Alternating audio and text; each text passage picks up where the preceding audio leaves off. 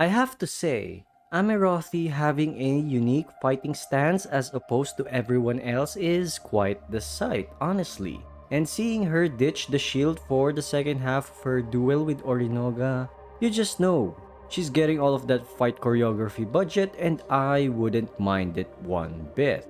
Outside of the duel, it seems that the author has allowed Kaina to escape with the rescue team, but unfortunately, the same cannot be said for Ririha, so we have to accept the fact that they won't be together for quite some time.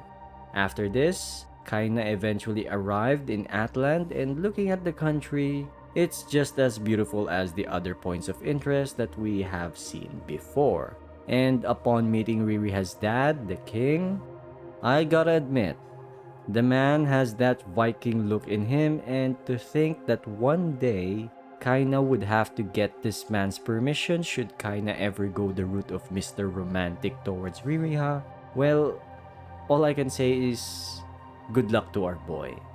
But going back to the story, the king being skeptical over Kaina's background, it's understandable given that to these Atlanders, canopy people are more of a fairy tale than a reality, so I see nothing unusual with how this first meeting of Kaina and the king panned out.